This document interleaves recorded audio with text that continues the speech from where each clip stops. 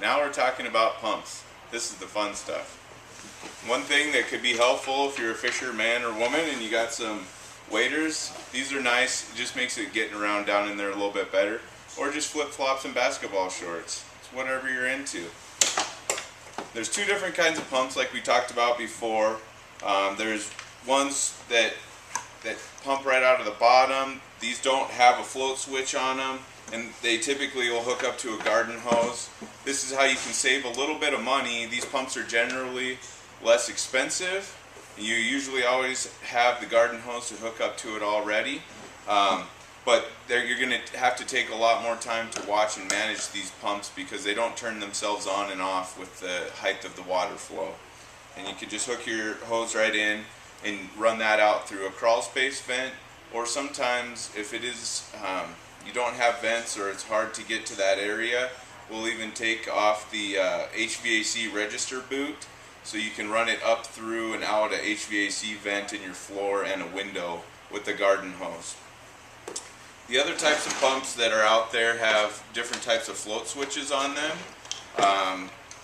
These are going to cost you between $150 $250 typically. This one's been outfitted with a quick disconnect, and we can show you how we're using those and also supply you with the shopping list.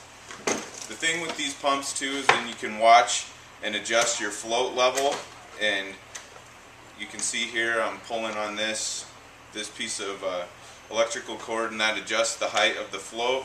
When the float is submerged or it's floating, the pump's on. When it goes down, this is when it turns off.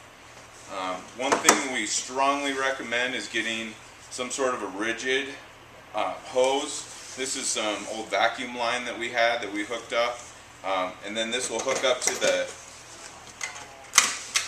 that quick connect. Makes it really easy. There's not a lot of spinning. It can be frustrating.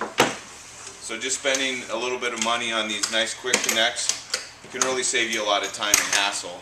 And we recommend using this type of hose, this rigid hose, to get up and out of the crawl space.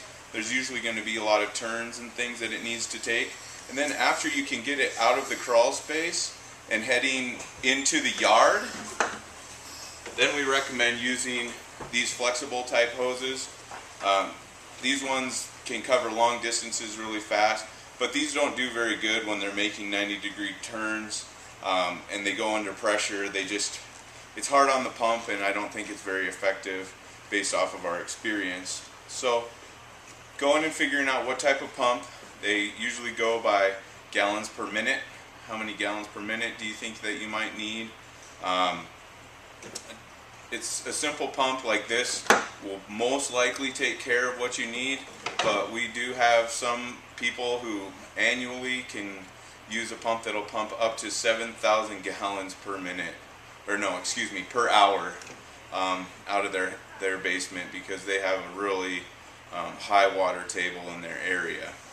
So we're not trying to say that we don't want to come help you, but we do want to also give you an option so you can do it on your own, and then spend that money towards hiring a professional to come help you at the end with replacing insulation and your vapor barrier. And then you spend some money on your own pump, and you can have it for future use as well. But if you don't feel comfortable due to safety issues, just the amount of work that it could possibly take, please call Buffalo Restoration. We'll be happy to come help you out. And knowledge dispels fear, and that's why we're here to give you this information. Thank you.